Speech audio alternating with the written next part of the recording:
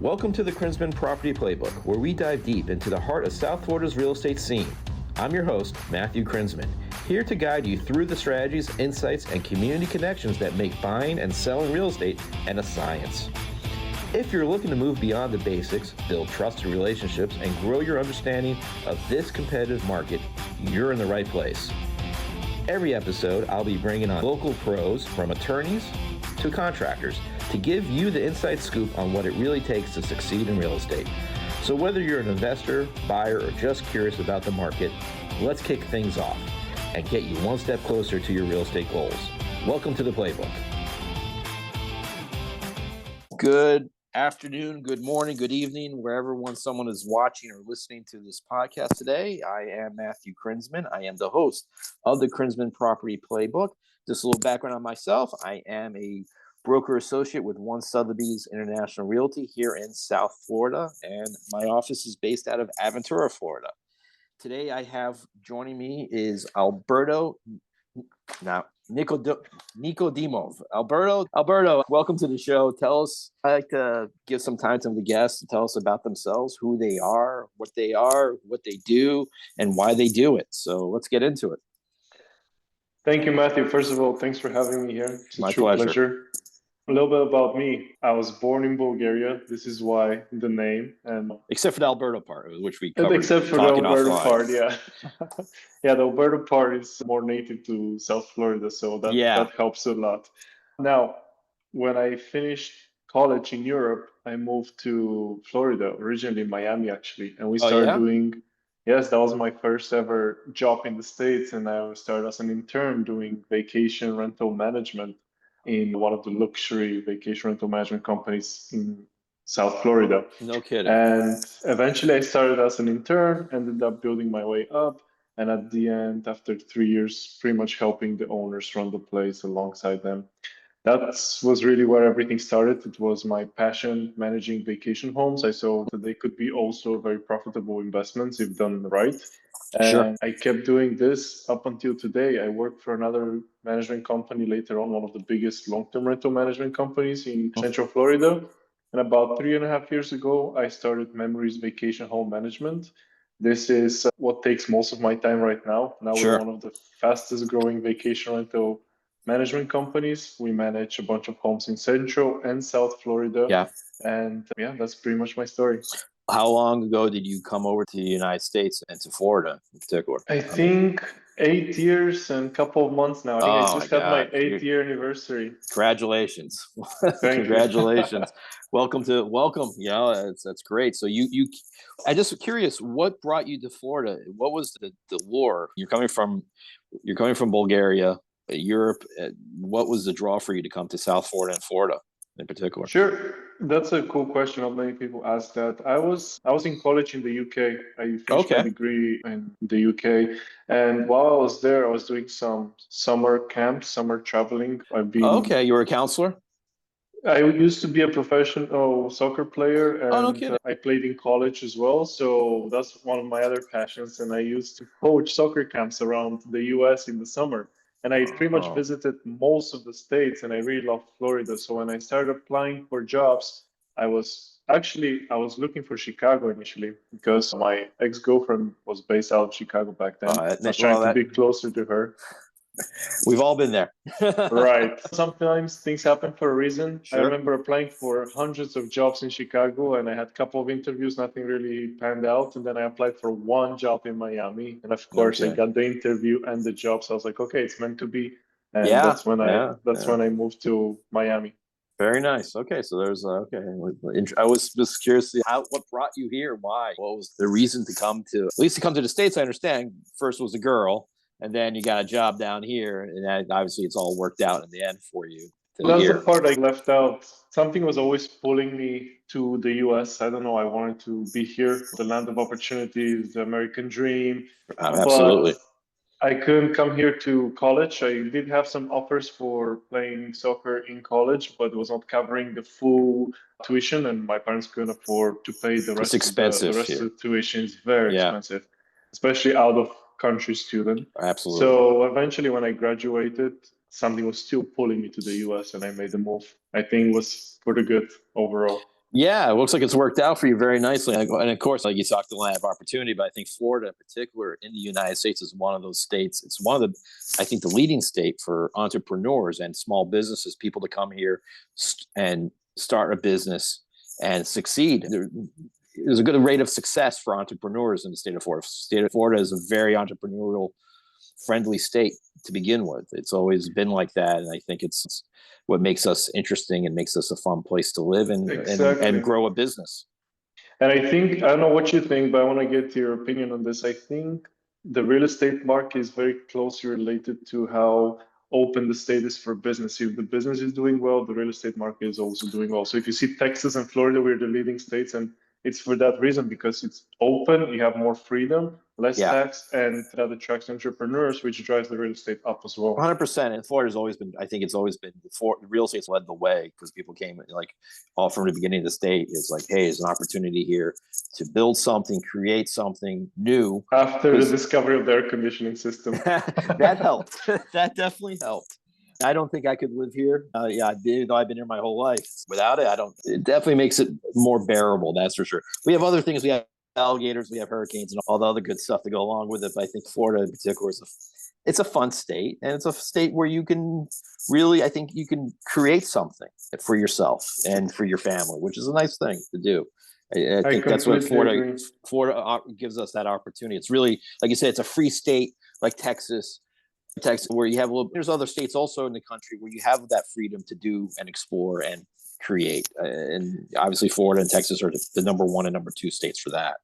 So we're going off a track a little bit, but I appreciate that. I want, like to learn more about the guests and about you, what makes you tick. So you got into short-term rentals or short-term rental management. Why did you pick that over, say, just, obviously I'm a real estate agent, I'm a broker, we sell that real estate, but why come into to start to do the management side of it?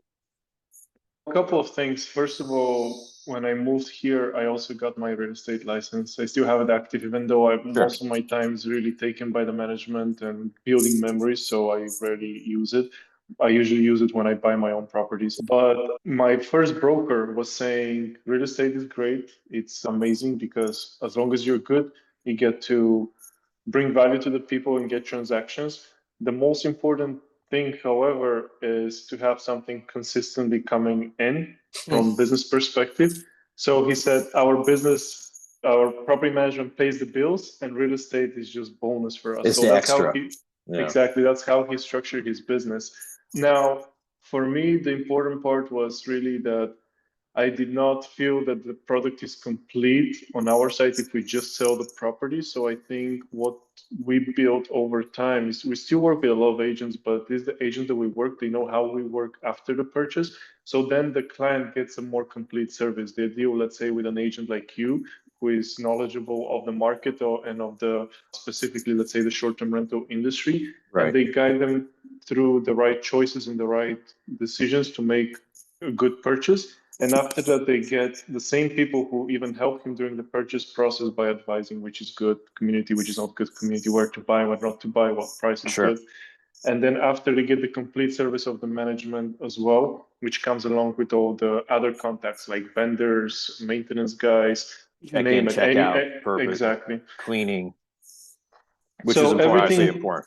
Part of everything comes in as a one-stop shop package, and I think that's much easier. Especially we work with a lot of out-of-state, out-of-country investors, and this is very convenient for them. Gotcha. It's interesting. Like on the short term, obviously it's a big business. The management part of it's pretty intensive, especially on the short term. It's more intensive than if you're doing a yearly rentals, because the turnover is far greater. So what's the add value that you bring and your company brings to someone like an investor who owns maybe one Airbnb or a short-term rental or owns multiple? What's the add value on your side to them? Right. That's a great question. Actually, not many people ask that question. So very good question. The first thing is, it is a lot of work, and It's a lot of knowledge as well. Our job as property managers is not just to book the place and make money for the owner, but it's also to preserve the asset in the best possible condition so it can Like we appreciate just said and there, gain value. asset preservation. Yeah. And at the same time, limit the liability for our owners. Mhm. So one of our best benefits, just best benefit in general of hiring a property management company is you limit your liability because they're the one managing the asset. They're the one that are licensed and insured and have coverage in case something happens where unfortunately sometimes things do happen. The second part that we bring to the table is if you have one property, you can probably manage, but you're pretty much getting yourself a part-time job. Imagine getting the phone calls at 2 a.m. that someone is drunk and cannot open the door and doesn't That's the remember worst. his code. Yeah. Or let's say my neighbor is having a party and they're calling us to stop the party. Those things unfortunately happen. And if you want to deal with it, great. You'll save yourself a portion of what you could earn more if you don't hire a property manager. But if you're really looking to grow and be an investor, you don't want to be micromanaging or self-involved. You want to hire a trustworthy property manager who does that for a living. He knows much more than you do. And manages the property in a way in such he pays for his commission. For example, if you let we deal with a lot of self-management properties, and Hmm. they usually do is they put the price very low and they book it 100% of the time, but that way they end up shooting themselves in the foot because let's say we get we use dynamic pricing, which is very important, and we tend to get much more per night than they do. And maybe with 75% occupancy, we make much more And money than they 100%. do with 100%. So then, even by hiring a property manager, let's say you don't do any work and you make more money, even when paying the percentage commission, you're still doing much better. So it's a long answer, but I think it's what I just mentioned is Yeah, you mentioned valuable. dynamic pricing and market adaptation. For those who are listening or watching, explain. Go if you don't mind, explain a little bit more about what that is and how you Sure. implement that. So the easiest way to think of dynamic pricing is this is how we price our homes. Think of airline tickets when you're purchasing tickets for an airplane airfare travel. Sure. They vary. They're not always the same. It's not like a flight from here to California is $500 no matter what day, what time you buy it. No, sometimes you can find it for 250. Other times it might be 1,200. So how do they determine that? It depends on holidays. It depends on supply and demand. It depends on how many flights are available from your competitors at that time. Same thing in vacation rentals. We see what is the demand in the area. How is the seasonality? Is it a busy season, a low season? Are there a lot of other competitors on the market offering similar homes? And what are they renting for? How much nicer or worse is our product? How much is the best price we can rent our product for? And a good property manager really makes a huge difference there because they can price the property at the highest price possible for that particular season. And this ends up having a huge effect on the return at the end of the year. So you're looking at what your competitors are doing at all times. Is that it? You're looking at what the market is in a particular area, wherever it be South Florida or be Orlando or the Orlando area. You're looking at, today, we're pricing for November 15th. Someone is coming in and around that. So you're adjusting based on what you're seeing in the marketplace at any given time, really, or going forward, or looking, Right, I but guess, ahead. you're spot on. It's just there's also a lot more going into it, like events, Oh, for example. Let's say sure. Formula One is in town, which was last month. Yeah. Those prices for that weekend are crazy. Let's say Art Basel in November is happening in Miami. Those prices are high too. 4th of July weekend, Christmas, New Year's, Easter. Those things are very important. And let's say if you don't use dynamic pricing, just have your prices set at, let's use easy number, $100 a night, Yeah. and everyone with the same unit is renting for 300, 400 for Christmas and New Year's, you're losing money. You're leaving money on the table by renting it at $100 a night. So this Right. is where we come in, see what events there are, and see what other homes are booking, and try to maximize that. So you have to explain to the owners, or the owners, hey, look, yeah, you may be getting 100% occupancy, but you're not maximizing the revenue by doing that, because you're too low in pricing, and then you could be higher and you could be like less days, but you made more, or you Exactly. Interesting. When you're looking at properties, or do you advise your investors in Airbnb or short-term rentals? Do you do any advising to them on what they're looking to buy or anything like that? We have a very good experience in the area and we manage homes. So this pretty much gives them a very good insight of the market. So we can tell them, hey, we usually work very closely with agents. That's where we really stand out compared to our competition. We work very closely with some of the top producing agents in South and Central Florida.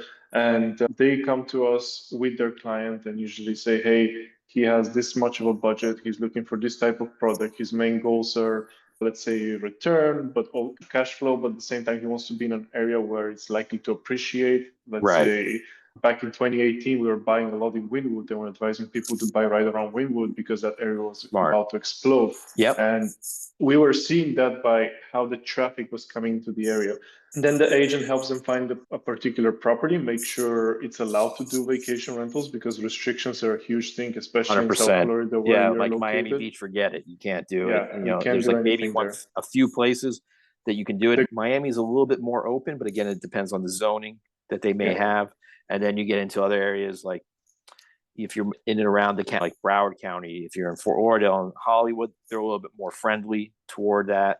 So you have to know, if the agent doesn't know, I get a person like yourself or your company like yourself, like you have, is as an advisory is very helpful. Because if you don't know, like you said, if you don't know the zoning and I as an agent can go say to my buyer or my investor, oh yeah, this is a great property. You can do Airbnb. And then they buy it and then they go to get the license, whatever they need from the state and from the local authorities to the permit, whatever, or the licensing that they need. And like say it's somewhere, I don't know, one section of Miami, and Miami is like, no, you can't. No, sorry. Exactly. So I'll share a horror story at that point. I'll share a horror story with you. Sure. I love horror stories in real thing, estate. That exact thing happened. An agent helped them purchase a vacation rental, even though it was not allowed. So the clients come to us and, hey, we just purchased our home. We want to do Airbnb. Great. What do we do next? We can't really do anything for you, unfortunately, because it's illegal to do vacation rentals where you purchase. They're like, wait a second, we work with a professional agent who told us everything is good. Unfortunately, it was not really the case. And what happened is the agent also promised them, let's say they can make $5,000 a month, they had to switch to long term. And now that same property is not making 5,000, it's making 2,500 a month. So they started losing. Much different. And they started losing $2,500 a month from day one just because they didn't do their due diligence in the purchase process. So unfortunately, these things happen. That's why you need to check if you're allowed to do that. Yeah, and you're right. It's so you can act as an advisor in addition to what services you provide and the Airbnb, but you're doing this in the hopes that you get the management. Obviously, that's the idea. Yeah. So you get the management of the properties. That's what we normally do. Yeah, we don't do sales in memories. We are just a property management company. So like I said, we manage with agents and the agents come to us and they share what their goals for their clients are. If we have a similar product in our portfolio, we usually say, hey, this is pretty much the best option for them. You have a track record. Yeah, this is the track record. Last 4 years making this much money. This is the purchase price. The return is about this much a year. We're very big on numbers. I'm a big numbers guy and I train my whole team to be very concentrated and oriented on numbers, and we always under promise and over deliver. So if we can tell you we can make, let's say, 50K with that home, most likely looking at 55, 60, 65K. We're doing about 20% under promising, just because if numbers make sense at 50K, you'll be super happy at 60K. Oh, I'll be very happy. Yeah, exactly. Yeah, I would hope the investor would be very happy too. But so there are many different products out there now as far as short-term rental communities, properties. Right now, you're seeing, at least in my side of town, my side in South Florida, you're seeing a lot of like the downtown area, Brickell, Miami, other Fort Lauderdale, Hollywood, Palm Beach, other like these. What's the word I'm looking for? Not boutique, but branded, new developments, branded developments where they're have a name on it and they're doing it short term. It seems to be an explosion of it, because especially here we have these companies like the TiVo, Flow, the Standard. Then there's others that are different names, have different names and different branding behind them. How it is, it seems now that there seems to be there's an influx of product. Does that, those who invested earlier on now are seeing these new products come in. Is it maybe getting too much to bear in the market? There's too many of the same thing, or you think the market has room to grow and sustain itself?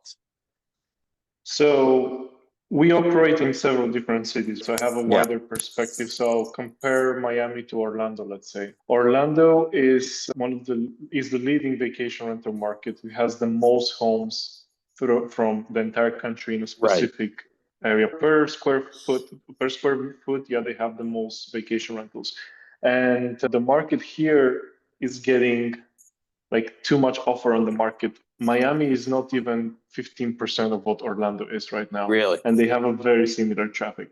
Now, that doesn't mean that any property that you buy for vacation rentals in Miami works. Why? Because restrictions are very strict, not just with the city, but then also with the HOA or the building. So you've mentioned some names like Nativo, Flow. There's a couple more in Brick Hill. I'm not going to mention any specific names.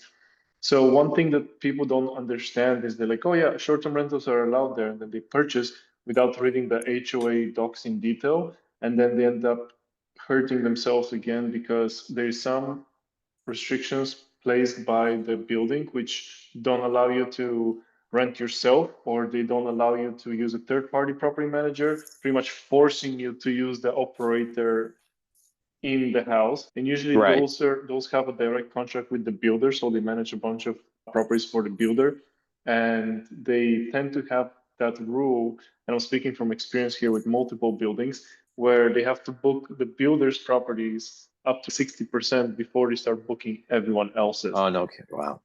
Yeah, and if you don't read the condo docs and you don't see those things, and if you, let's say, think that you'll be hiring us after you close on the property, but then tough luck when you read the HOA docs, it shows that you can only work with the operator on site, then again, a bad choice. So in Miami, I cannot stress highly enough how important it is to read the HOA docs and make sure that your property where you're purchasing is allowed to do vacation rentals and the restrictions are non-existent or very flexible.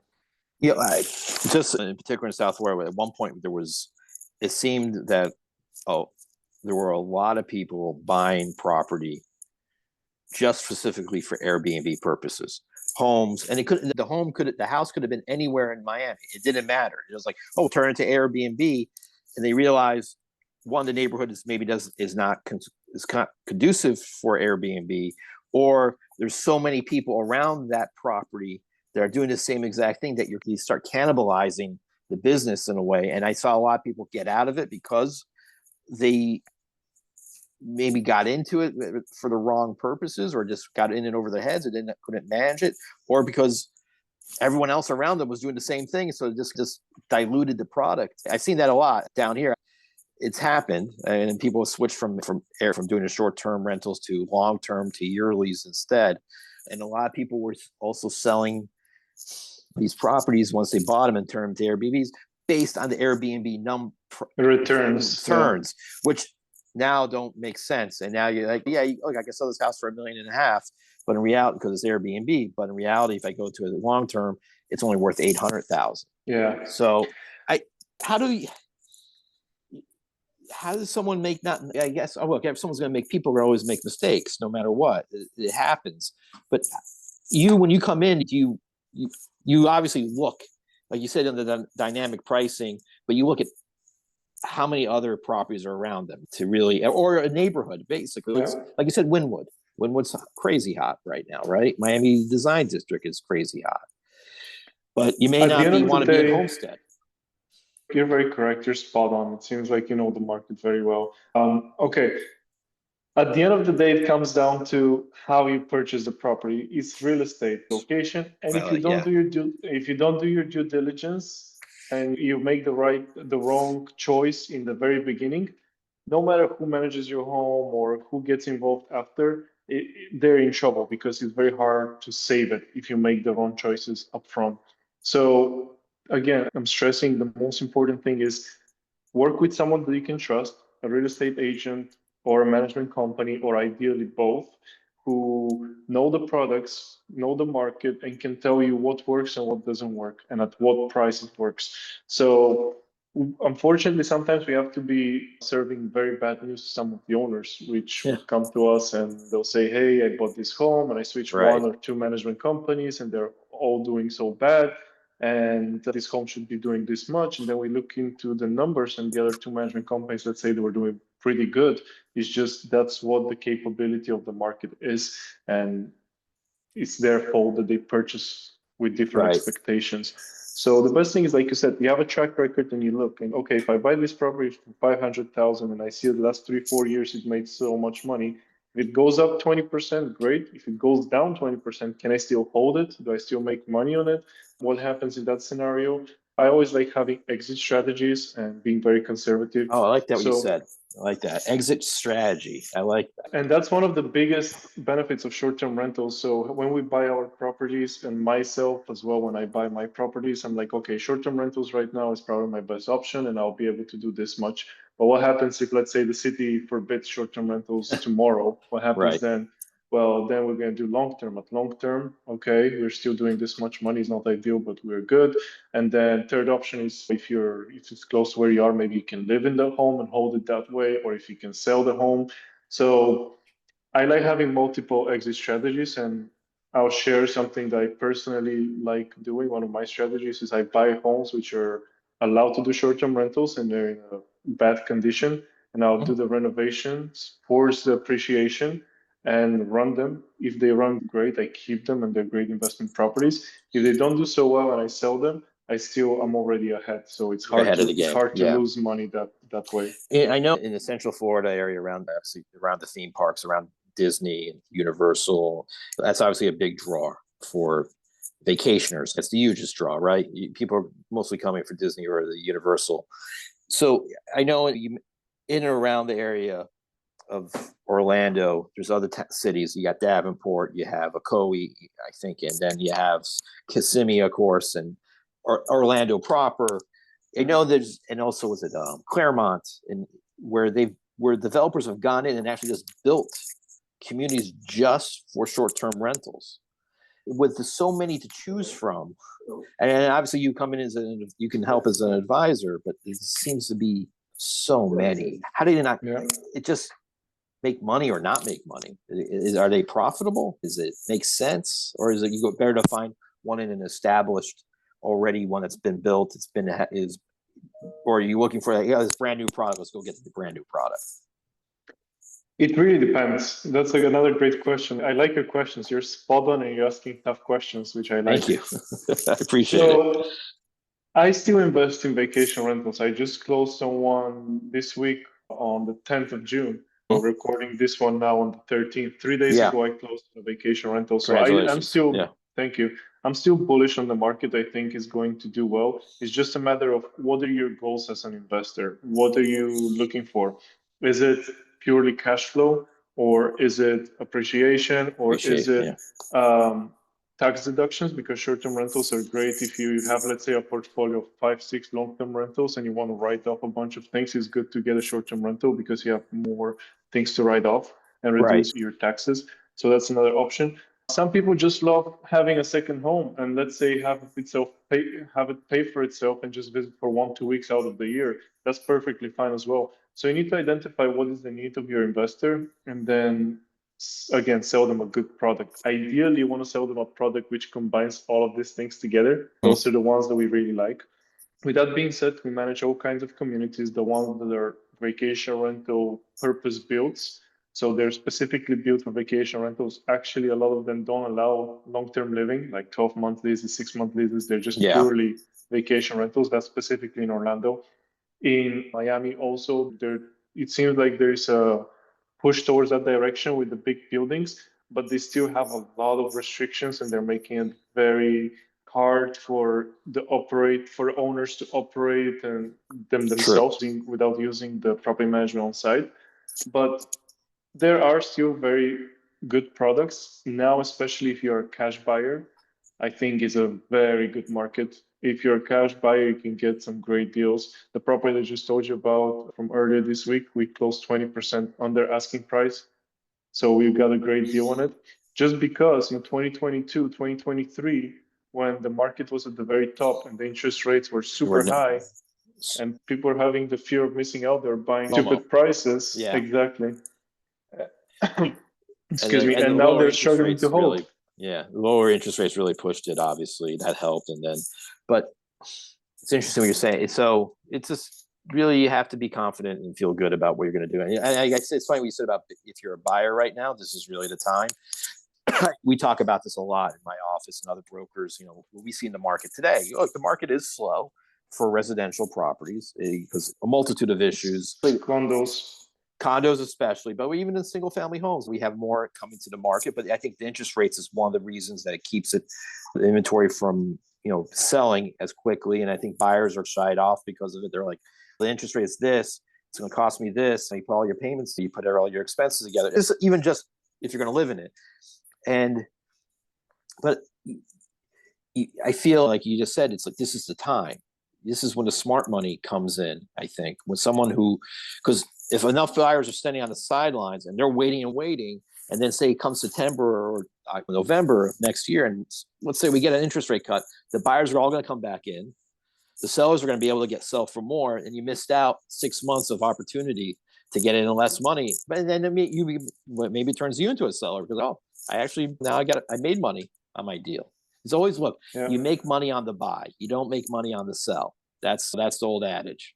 Exactly. That's the most important thing and probably the key of this entire conversation. You make money when you buy, not when you sell. If you buy smart, you're going to make money. 100%. Another thing that I want to mention related to this before we move on is it's important to take action because a lot of people, and especially clients in the real estate industry, they're always like, oh no, the market is about to crash and the market is about to crash. Or wait, it hasn't reached the top yet. It's going to keep going up. I've heard that for keep years. Going down. Yeah. And they end up sitting on the sidelines They forever. never buy. Where if you average your cost, and let's say buy when the market is super low, maybe something when the market is medium, and if it makes sense even when the market is higher, overall, you're going to be good. And at least one or two of the three properties that you buy are going to be an extreme success. And then if you sell, you're going to make up for the property that didn't make 100%. As much money.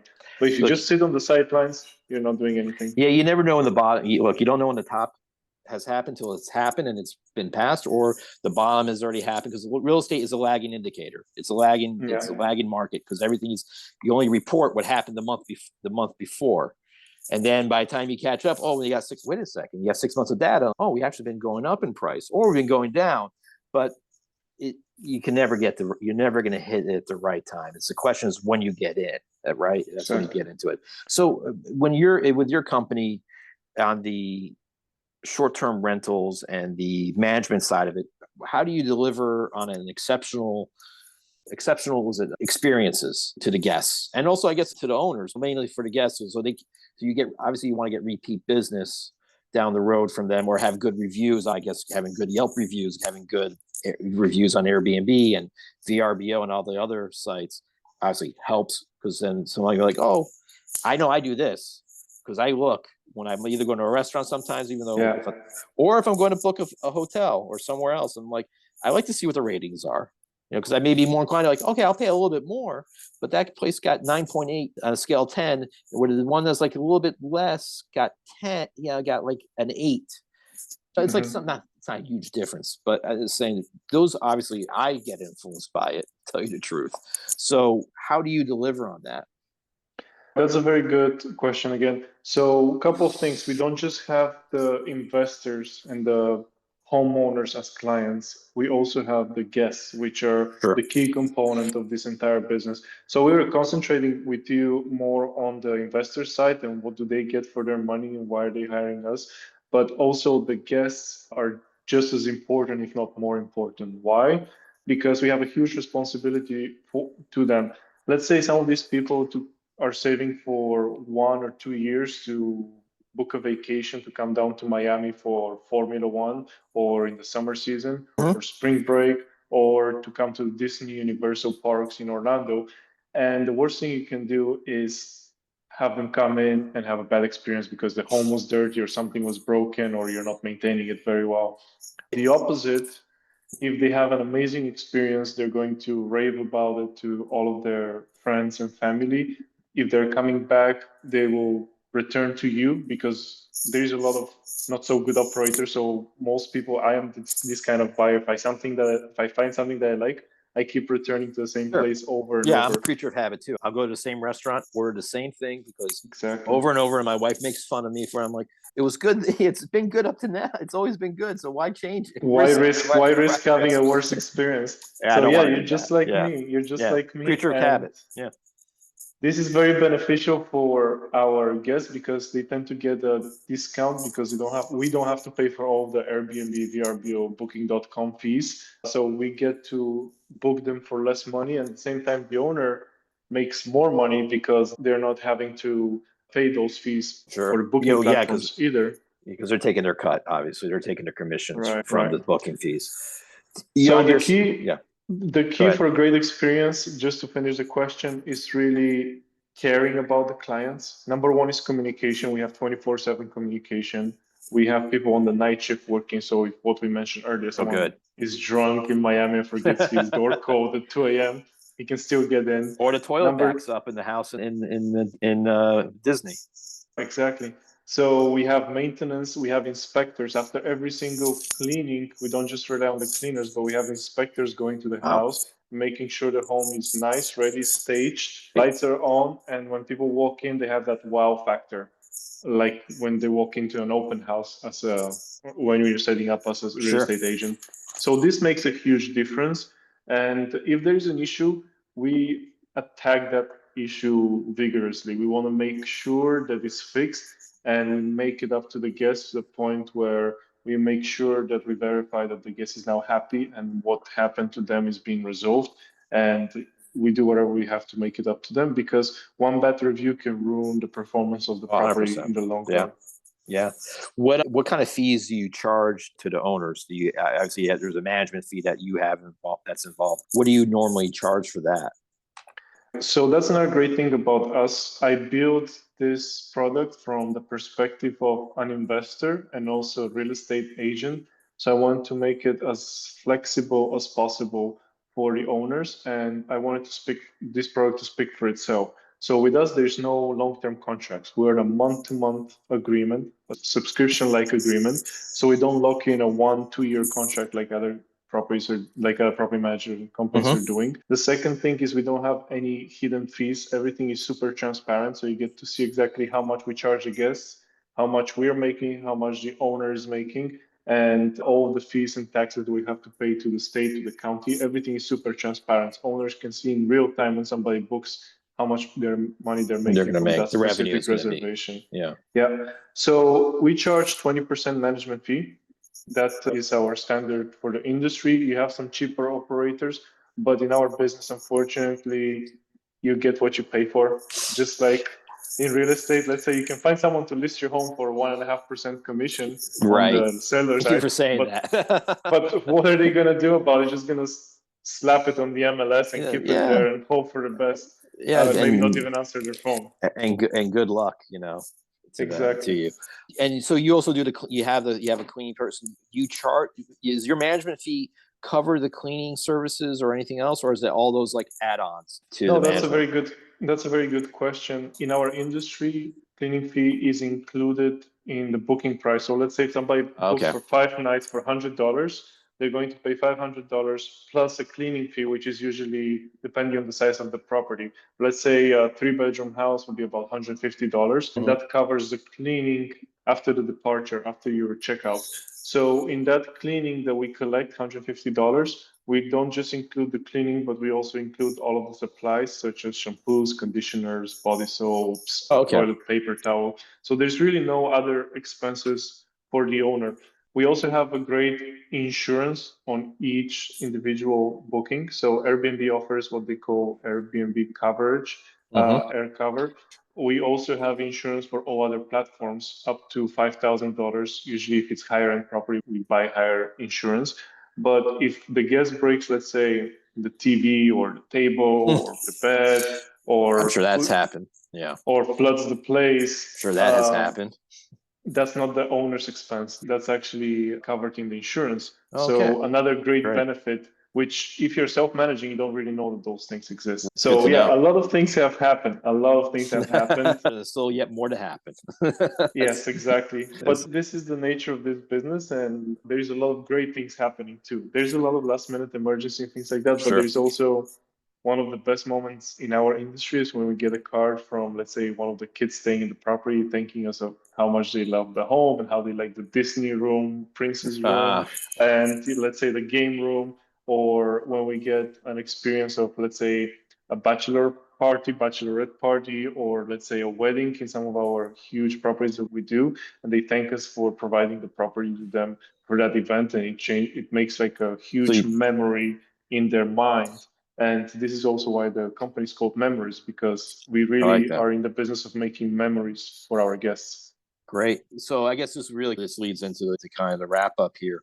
You if I want to come, just so if I'm interested in, is it, or you know, the owner who's buying the property, how do you is there an interview process, or how did they get in touch with you and you say, all right, I need you to come manage my property? And by the way, have you ever said, you know what, look, we're not a fit for you? Do you take things like that, or just how do you evaluate your next the owner of the property that you're going to be taking on as a man for management?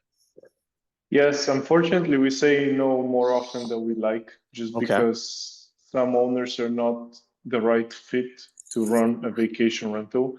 They don't care about the experience of the guests. They don't care to bring the property up to par and make sure that the people staying there are having a good experience. So a lot of time we have to say no. So our process and how it normally works is either the owner directly or the agent with the owner reach out to us and they say, hey, this is the property that we own, or this is the property that we're interested in purchasing. What do you guys think? Can you manage it for us?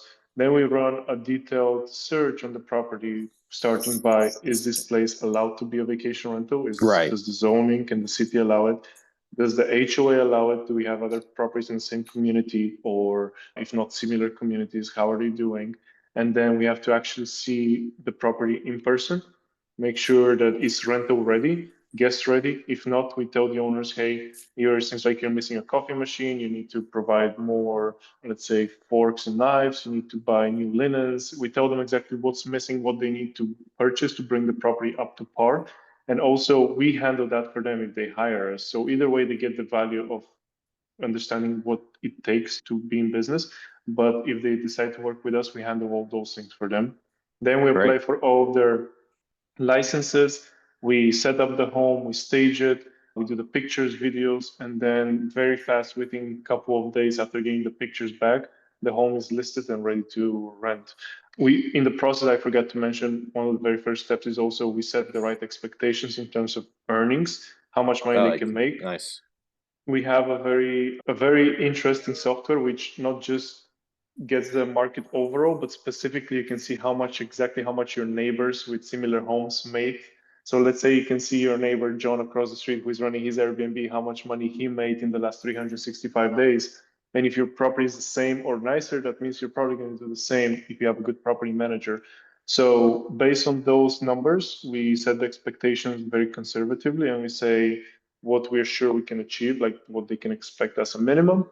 And then we also give them like a more optimistic presentation of their earnings as well. This way we Right. set the expectations correctly. And at the end of the year, if they get what we promised, they're happy. And if they get more, even They're even happier. happier. Yeah. That's how we get to keep our clients for the long run. That's great. That's great. So just to wrap up, how do people get in touch with you, Alberto? How do they find you? How do they Yeah. reach out and say, hey, Alberto, I have this short-term rental property I'm looking to buy. Help me. Sure. So our website is www.trymemories.com. We have a 24/7 support, a phone number which you can call. And the best way to reach out is through there. You can also find us on social media, and one of our team members will help you. So you have an Instagram at Memories Vacation Homes, and you also have a Yes. YouTube channel, which is Memories Vacation Homes as well. And you're on Facebook, Memories Vacation Home Management, and you're on LinkedIn as well, Memories Home Vacation Home Management as well. What's the phone? Is there a number? Is there an office number that someone can get in touch with you? People can reach out to you? as Yes, well? our main number is 321-499-9292. Awesome. Great. All right, Alberto, I appreciate it. Just you coming on today, talking more about short-term, which is rentals, which is a big part of our real estate industry here in Florida, and South Florida, Central Florida, especially because you have obviously the theme parks are a big draw. And down South Florida, we have the sun and the ocean and the water to draw people, and also other hot spots where people like to come and hang out and have fun. And thank you. Thanks for coming on. That's it for today's episode of the Krinzman Property Playbook. I hope you've gained some valuable insights and feel inspired to take your next steps in the real estate game. If you're ready to make a move or need expert guidance, let's connect. Whether you're buying, selling, or looking to invest, I'm here to help you navigate the South Florida market with confidence. You can reach out to me directly through my website or on social media. Let's get the conversation started and make your real estate goals a reality. Thanks for tuning in, and I'll see you next time on the Krinzman Property Playbook.